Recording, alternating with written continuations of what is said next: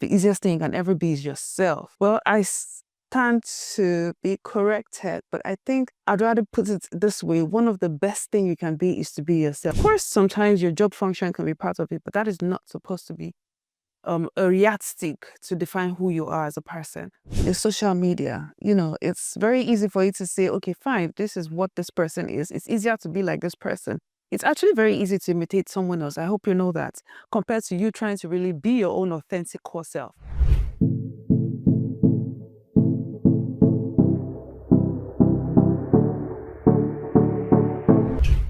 Hello, everyone. Welcome to today's edition of Mom, Mind Over Matters. I remember my humble self, Shala Bomitawaranti, also known as Mio Hey. Thank you. Welcome back to today's edition, which is all about knowing who you are and self-evaluation. So many times, or often the time, I do hear people, or I do see quotes about people saying, one of the easiest things you can ever be is yourself. Well, I stand to be corrected, but I think I'd rather put it this way. One of the best things you can be is to be yourself, because this journey of self-discovery is a lifetime discovery. It's a lifetime journey. It's a never-ending journey. It's not something you wake up tomorrow and say, yes, I finally know who I am. You will know who you are, but you keep unlocking new characteristics or new chapters of yourself as you grow. Some do it daily, some do it yearly, depending on how observant, that's the word, depending on how observant they are as individuals. So today's topic is self-discovery and personal development. Yes. When it comes to self-discovery, the first question is, who are you as an individual? We live in a world that constantly assigns us roles, labels, and expectations. So most of the time when people are often asked, who are you, they'll say, okay, for example, for someone who is into media, for example, I'll say, okay, my name is Shala Bomitawo. I'm a media personnel, blah, blah, blah. That is not who I really am. I mean, the question of who are you is you sitting down and taking your time to think about it. That who are you at your core? Like, what are the values you not negotiate? What are the characteristics that makes you unique in your own way? Of course, sometimes your job function can be part of it, but that is not supposed to be a yardstick to define who you are as a person. So basically, self-discovery and growth is a lifelong exercise. It's not something you do overnight. It's not something that some people don't even get to know who they really are until they expire, instead of using the word die.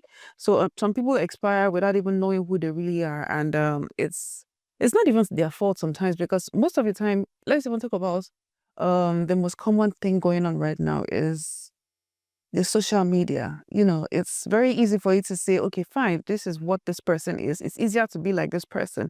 It's actually very easy to imitate someone else. I hope you know that, compared to you trying to really be your own authentic core self.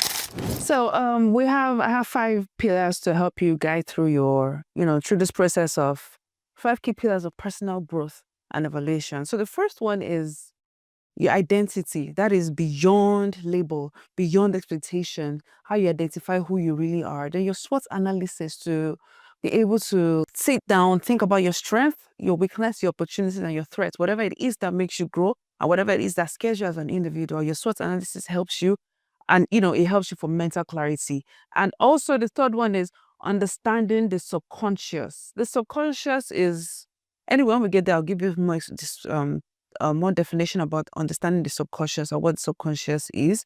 And also the art of self-reflection. That's going to be our thoughts. That's the fourth pillar we're going to use. And also then the last one is moving from self-sabotage to self-mastery. This is the art of, being a master of your own self, which is going to take quite a while. Okay, so for example, imagine someone who has built his or her life around a job, a high-performance job. Then suddenly loses the job, and this person has been doing this job for, let's say, like a decade. Then suddenly loses the job, and for a while, for the first couple of months, I don't know, depending on people and how strong their mental health is, but they tend to lose sense of self to an extent. Okay, so here is I want to give you a little exercise to make it easier, better understanding your personality and who you are as a person better. Now get a pen, get a paper and a pen. Write down the first 10 core things that are valuable to you. It could be family, it could be relationship, it could be love, it could be anything. Just list down the 10 core things that are very important to you. Now, streamline it down to the 3 non-negotiable traits, the ones that you're never going to negotiate, and nothing is ever going to change, nothing is ever going to make you flinch about those 3 things. Now, those you realize that those 3 things you have streamlined into, they're literally like your core values as a person. Anyway, basically, so now you ask yourself daily, like, are you living to the best value of these 3 things that you have written out? Now, this is how you get to find out who you are as an individual and what are your core values when no one is watching and what makes you you. Let's go to the next one, the SWOT analysis for mental clarity. Now, the SWOT analysis, most times people will say, yes, SWOT is just for business. It's not just for business. SWOT analysis is also for personal, interpersonal relationship with yourself, and to know where you're doing good, when you're doing bad. Because sometimes I even actually do SWOT analysis just generally for my week. Like, okay, so what have I gained this week? What did I realize is my strength for the week? Okay, what were my weaknesses, or what opportunity did I miss? Or different things like that. So SWOT analysis stands for, I know most of us know what it is for, but S is for strength, W is for weakness, O is for opportunities, while T is for threats. So when you know your strengths, every day, for example, they ask you, what is your strengths? They ask me, for example, I could say my strength is communication. Well, I'm good at communicating. Now, what is my weakness? You see, in that communication, my weakness is speaking. I am a better writer than speaker, yes. Then now, what are the opportunities that probably arise or came up for me to be a better person when it comes to communicating with people? Now, maybe I saw an online class where they are doing oral lessons about communication and spoken words and all of that. If I actually sign up for lessons like that, those are part opportunities that arise when it comes to me, my communication skill. I'm giving you as an example.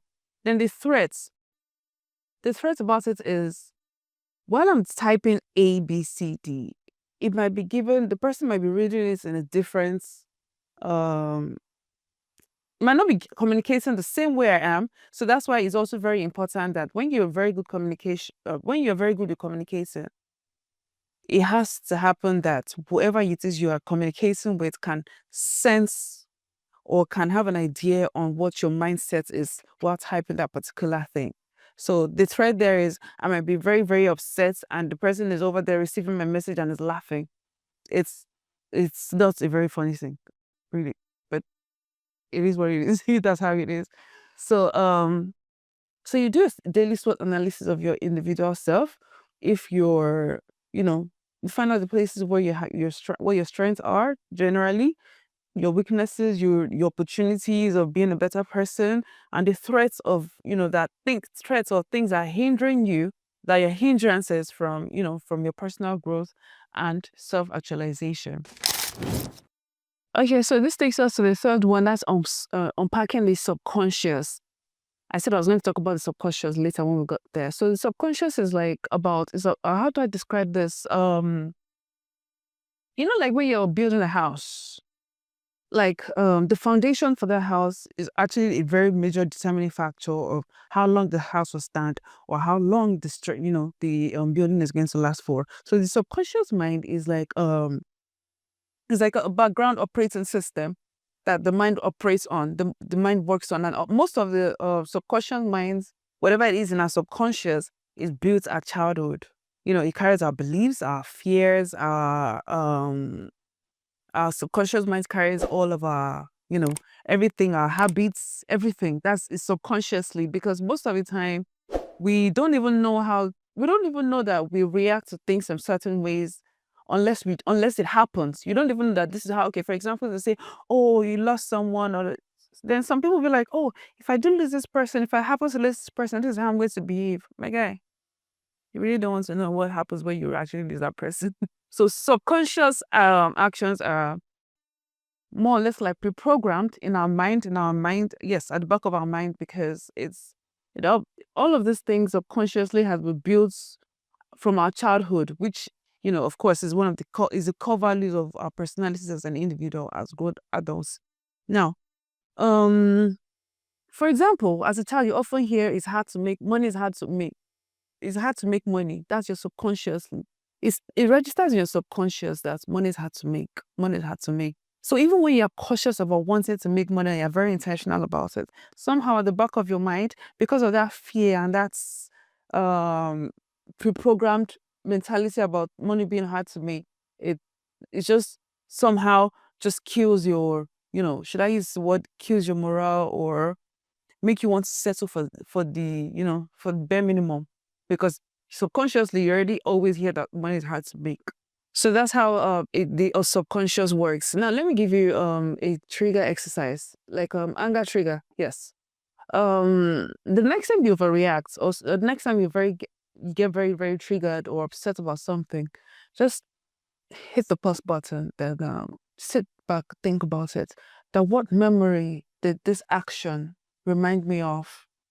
Like, when sometimes something will happen and you tend to overreact. People say you overreact, but you don't even know you're overreacting because subconsciously something it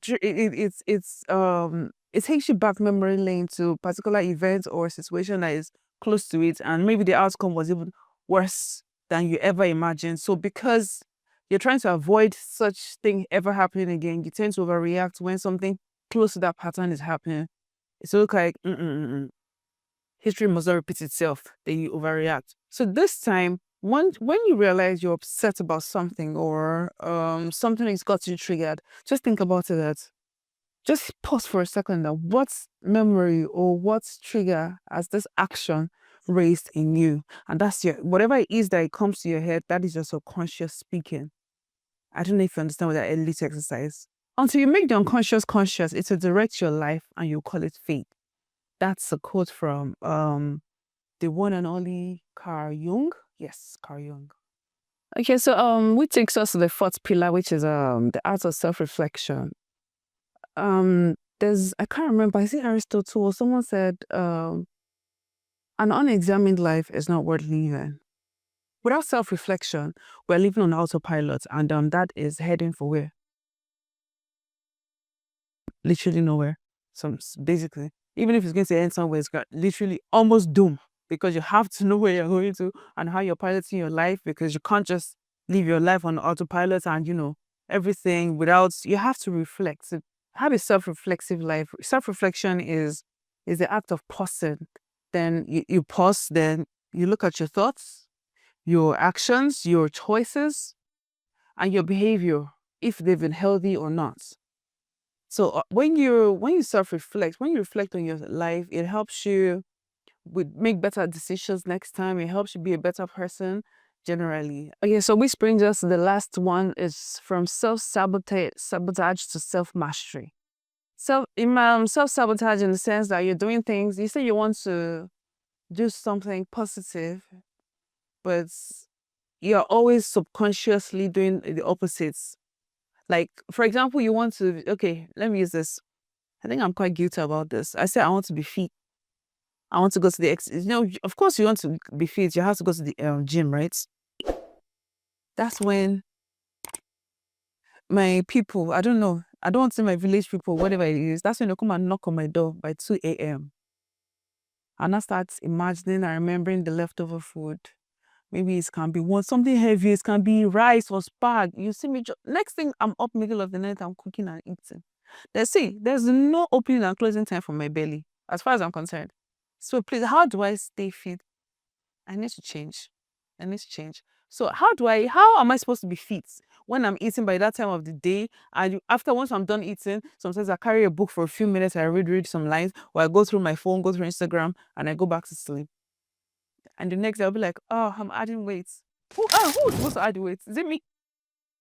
Of course, I'm not supposed to add weight. So that is like self-sabotage. So you have to be cautious about changing your self-sabotaging behaviors to self-mastery. You have to be very cautious about the things you really want in life. You have to be very intentional. If you say you set a goal. If you say you want to do this thing, you want it, and you have to create a mindset of you doing it and you mastering the art of understanding yourself. It's very it's easier to understand people, someone else, but you see, to master oneself, that is wisdom. That is one thing that should never or will never be will never be overridden. Like nothing can top that. When you really master yourself and you know yourself to your core, nothing can top that as an individual. So there's something we call the replacement rule. It's like an unsaid rule. So when you realize, when you have a pattern of a self-sabotaging behavior, you intentionally replace it with something positive, something that would, yield more positive outcome, and something that will make you better as an individual. Do you understand? So that's what it is. Like, for example, let me use me for example. I have to be more cautious about this. Like, I'm trying to say I want to be fit. I don't want to be more than size this, more than size that, more than size this. I have to be more intentional about, making my impromptu eating. I mean, I really need to work on this. I think I'm the core example for this topic. My bad. Okay, so in conclusion, self-discovery is not a one-time thing. It's a life journey. It's a life journey process. So take your time you need to reflect. You need to do SWOT analysis for mental clarity. You need to do, your subconscious. You'd have to make some of your subconscious behavior, you have to make them cautious so as not to define your supposed outcome as fate.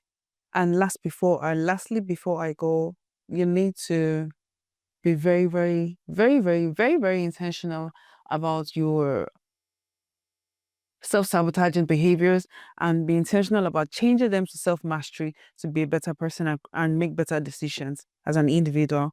Until I come your way again next time, I remain your humble host, Shola Bomitawaranti, Moyefrete. Please do not forget to click, subscribe, share, like, comment, and share with whoever you know, whoever, anybody that knows. Everybody, we all need to know who we really are as individuals. And I believe that we have learned one or two things from this episode. Thank you. Until I come your way again next time, stay safe. Bye.